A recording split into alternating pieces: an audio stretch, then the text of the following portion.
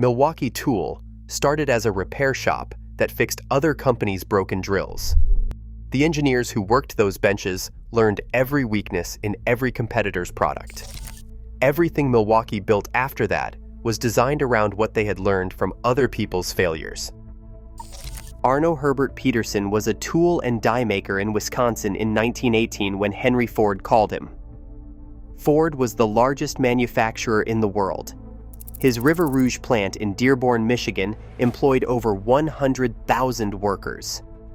The drills his assembly line workers were using weighed too much, took 2 hands to operate, and slowed every car coming off the line. Ford had asked the biggest names in industrial tooling. None of them wanted the job. Petersen took the call. The challenge was specific. Build a drill with a 1/4-inch capacity, light enough for a man to operate one-handed, powerful enough to drill steel all day on an assembly line. What Petersen came back with weighed 5 pounds. It used a Westinghouse electric motor. The body was compact enough to grip with one hand. Nothing like it existed anywhere on Earth. Petersen called it the hole shooter. Ford's assembly lines moved faster. The hole shooter worked. In 1922, Petersen took on a business partner named Albert Sebert. Sebert was the salesman. Petersen was the engineer. Together they formed the A.H. Petersen Company, set up shop in Milwaukee, and started selling the hole shooter into the broader industrial market beyond Ford. Demand was strong. The drill was a category-defining product. Then the factory burned down. The fire happened in 1923. Arson was suspected. No charges were ever filed. The plant was destroyed. The financial setback, combined with the post-war recession, drove the company into bankruptcy. Petersen walked away. Sebert did not. In 1924, Albert Sebert went to the auction where the remaining assets of the A.H. Petersen Company were being sold off. He bought what he could afford. He took the hole shooter design, the half-functional remains of the manufacturing equipment, and the customer lists, and he started over. He had no factory. He had no engineer. He had no real money. He renamed what was left. The new company was called the Milwaukee Electric Tool Corporation. This is the part of the story where most companies founded under those circumstances simply die quietly. Sebert had a great product, no engineer, no capital, and a recession on. Manufacturing power tools requires research. Research requires money. Sebert had neither. What he had was a workshop in Milwaukee and a small staff of mechanics. So instead of manufacturing tools, he started repairing them. For most of the late 1920s, the Milwaukee Electric Tool Corporation stayed alive by repairing tools made by other companies. Drills from Black & Decker, sanders from Porter Cable. Whatever broken power tool a Wisconsin tradesman had on his bench, he brought to Milwaukee, and Milwaukee fixed it. That decision, born of necessity, turned out to be one of the most important strategic moves in the company's history. Sebert and his small staff were spending 8 hours a day taking other companies' tools apart. They were learning by direct examination what broke first, which gears stripped, which bearings failed, which motor designs overheated, which housings cracked. They were not just repairing tools. They were performing competitive analysis on every major brand in the American power tool market, all day, every day, for years. By the time Milwaukee was ready to start manufacturing again, Sebert and his engineers knew exactly which weaknesses to design around. The improved hole shooter that emerged from that period was not just a refinement. It was a tool built specifically to be everything its competitors were not. Stronger gear trains, better bearings, heavier duty motors.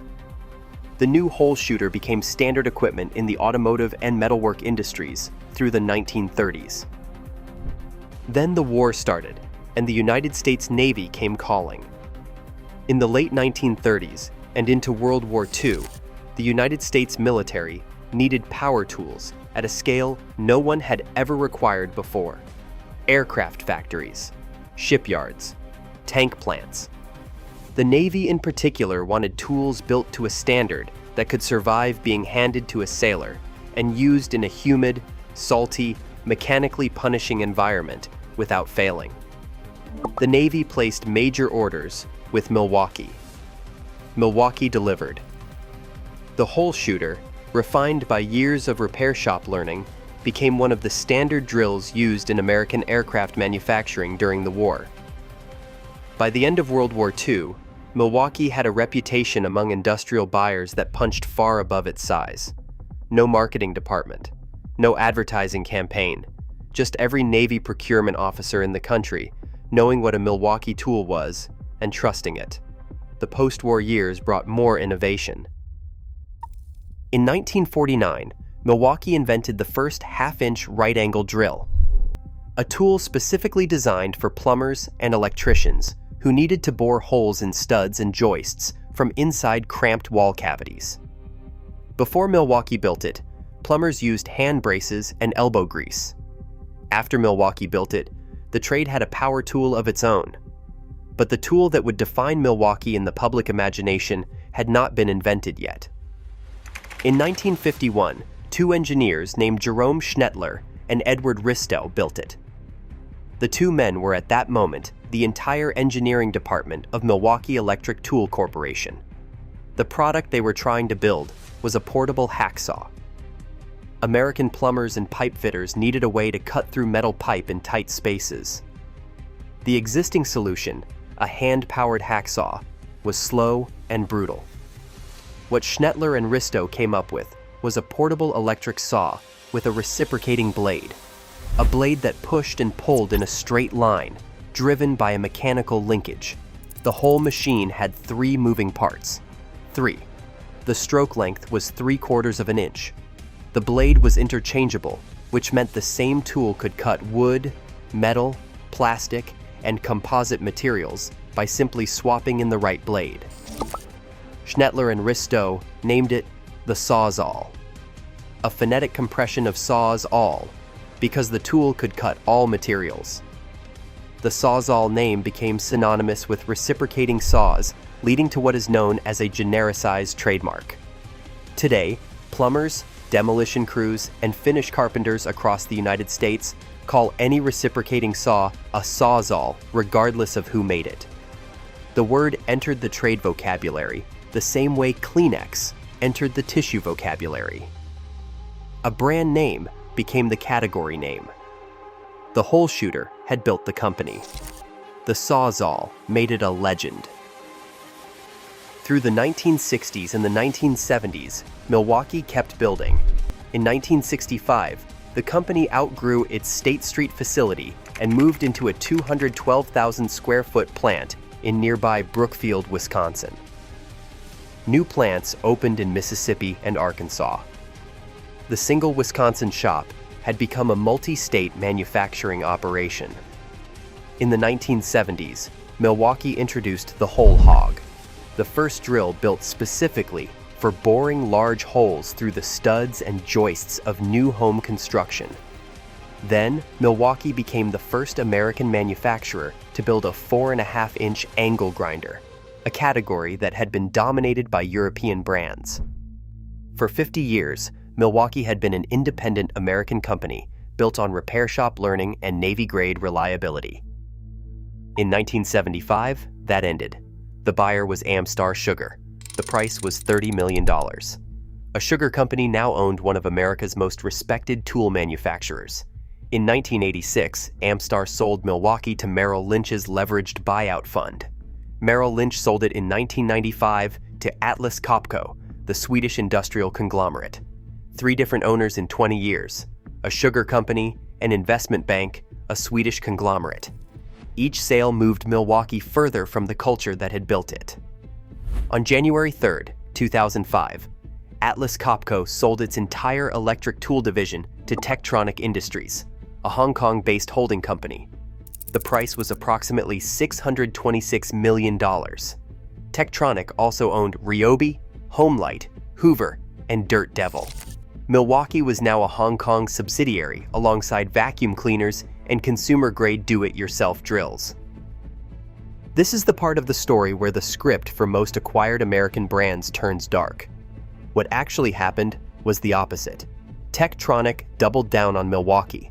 The Hong Kong holding company invested aggressively in research and development.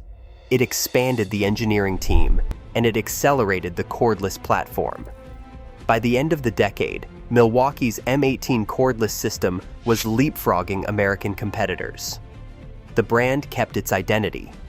The marketing stayed targeted at professional tradesmen, not weekend hobbyists. The M18 cordless platform now powers more than 200 different professional tools, all running on a single battery system. Today, Milwaukee Tool employs more than 21,000 people worldwide.